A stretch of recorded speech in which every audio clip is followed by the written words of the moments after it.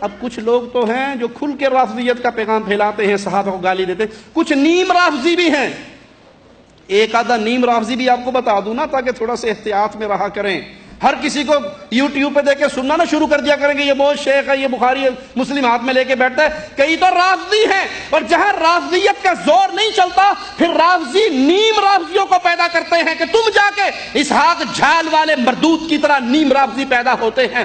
اور اس کے مرنے کے بعد آج موجودہ دور میں جہلم کا انجینئر مرزا محمد علی نیم رافضی ہے، دشمن ہے صحابہ کا، بھونکتا ہے صحابہ کے خلاف۔ آؤ میں دلیل دینے کا عادی ہوں، بغیر دلیل کے بات نہیں کیا کرتا۔ یہ انجینئر مرزا محمد علی مجرم صحابہ کو گالیاں دیتے ہوئے ایک روایت بیان کرتا ہے، سنیے کہ سیدنا عمر، مرزا جہلمی کے جملے سنیے، سیدنا عمر کسی صحابی کا جنازہ نہیں پڑھتے تھے جب تک حذیفہ بن یمان کو دیکھ نہ لے۔ اگر حذیفہ بن یمان جنازہ پڑھتے تو سیدنا عمر جنازہ پڑھ لیتے، وگرنہ کسی صحابی کا سیدنا عمر جنازہ نہ پڑھتے کہ کہیں یہ منافقین میں سے شامل نہ ہو۔ حضرت عمر فاروق رضی اللہ تعالیٰ عنہ کسی صحابی کا جنازہ ہی نہیں پڑھتے تھے جس جنازے میں حضرت حذیفہ ابن یمان شریک نہ ہو، کہ کہیں یہ منافق ہی نہ ہو۔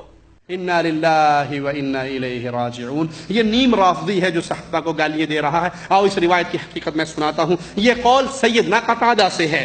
سیدنا قتادہ نے اس قول کی سند بیان نہیں کی۔ یہ اس مرزا جہلمی دشمن صحابہ نیم رافضی پہ قرض باقی ہے کہ اس کی سند ہمیں دو، پھر ہم تم سے کلام کریں گے۔ چلو چھوڑو سند کی ایک بات، دوسری بات وہ روایت کے الفاظ کیا ہیں سنیے۔ ان عمر بن خطاب كان اذا مات رجل يرى انه منهم، یہ جملہ یاد رکھنا، يرى انه منهم نظر الى حذیفہ فان صلى عليه والا تركه۔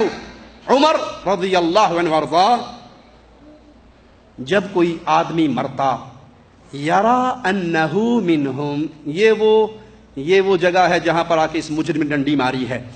یہاں قصہ ہے ان 12 منافقین کا جنہوں نے رسول اللہ صلی اللہ علیہ وسلم پہ حملہ کیا تھا۔ 6 تو ایک بیماری میں ہلاک ہو گئے تھے اور اس میں سے کچھ باقی تھے۔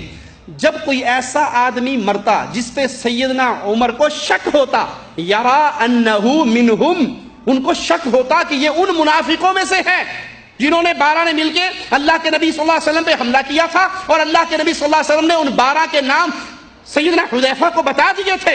جب عمر کو شک ہوتا رضی اللہ عنہ وارضاہ تو حذیفہ کی طرف دیکھتے، اگر حذیفہ جنازہ پڑھ لیتے تو معنی یہ ہوتا کہ یہ منافقوں میں سے نہیں ہے، سیدنا عمر بھی پڑھ لیتے، اور اگر حذیفہ اس کا جنازہ نہ پڑھتے، اس مشکوک آدمی کا جنازہ اگر حذیفہ نہ پڑھتے تو عمر بھی نہ پڑھتے۔ یہاں عام مشکوک لوگوں کا حال بیان ہو رہا، اور مرزا جہلمی مجرم کہتا ہے کہ کسی صحابی کا جنازہ عمر نہیں پڑھتے تھے، کسی صحابی کا جنازہ عمر نہیں پڑھتے تھے جب تک حذیفہ شامل۔ یہاں عموم کر کے تمام صحابہ پہ طعن کرتا ہے یہ مجرم۔ اللہ اس کے شر کو اسی کی طرف لوٹائے اور اہل توحید کو اس کے شر سے محفوظ رکھے۔ یہاں پہلے تو اس نے ترجمہ ہی غلط کیا، یہاں ذکر ہے مشکوک لوگوں کا اور وہ اس کی نسبت کر رہا ہے تمام صحابہ کی طرف۔ اور دوسرا یہ سند، یہ روایت بے سند ہے، اس کی سند قرض ہے اس کے اوپر۔ اعوذ باللہ من الشیطان الرجیم، بسم اللہ الرحمن الرحیم۔ قل ان كنتم تحبون الله فاتبعوني يحببكم الله ويغفر لكم ذنوبكم والله غفور رحيم۔